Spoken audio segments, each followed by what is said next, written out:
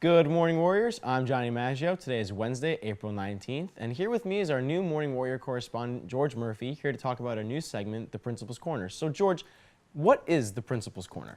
So on this segment, what I'll be doing is I'll be interviewing Dr. O'Donnell on a regular basis about certain school events, clubs, but why hear me talk about it when you can hear the word from the man himself? Hi, I'm George Murphy with our principal, Dr. O'Donnell, and we're going to be starting a weekly segment during the morning where I'll be interviewing Dr. O'Donnell based on some different events that are going on around the school, announcements, and some questions as well.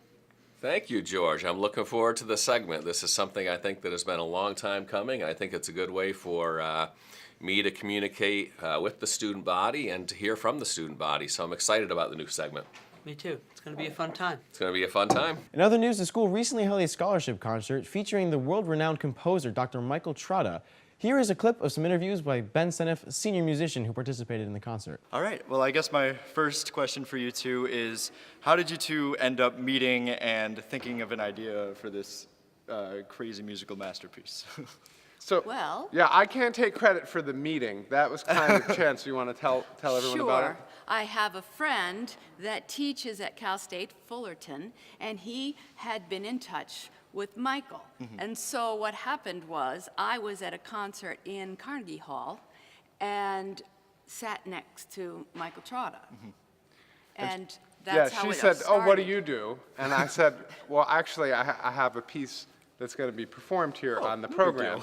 I'm glad I said that first, right? So Yeah. she knew that that was the piece. But yeah, so we talked a little bit, and she said, "Oh, I have this wonderful choir in Connecticut. Do you do work? Do you do work with high schools?" And I said, "Oh my gosh, I do work. I just want to work with great choirs." And she said, "Well, I have the right choir for you." And so we kept in touch.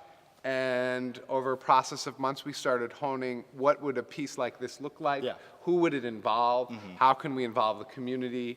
And really, it was a masterpiece of organization.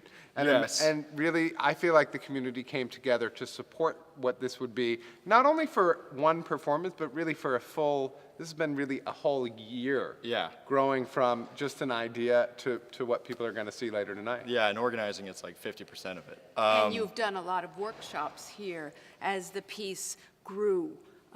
You got more and more ideas as you listened to some of the input from the students as well.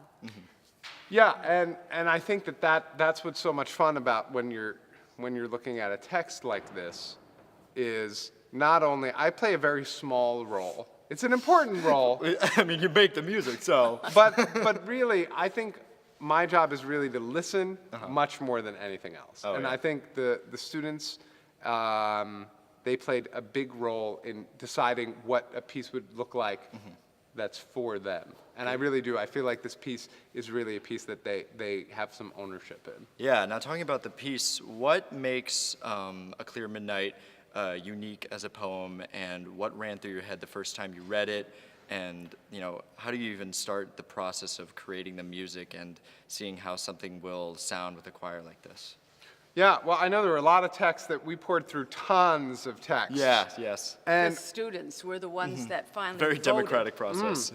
so when she sent me the text, I looked at it and I said, "This is the one." That was my first reaction. I said, "This is it." Yeah. I think it has a lot of possibility. It's all about possibility. Yeah.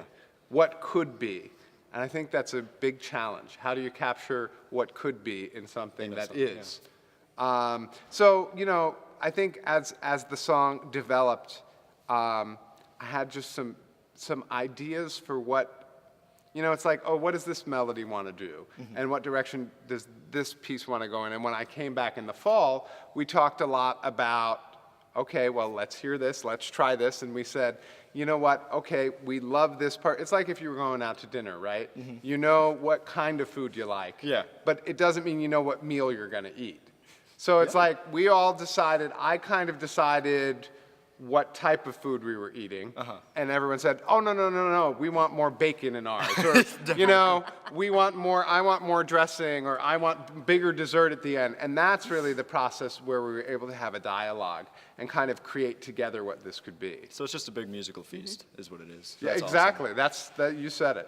Amazing. We Well, like thank you- feasts. Yes. Thank you guys so much. All right, thank you.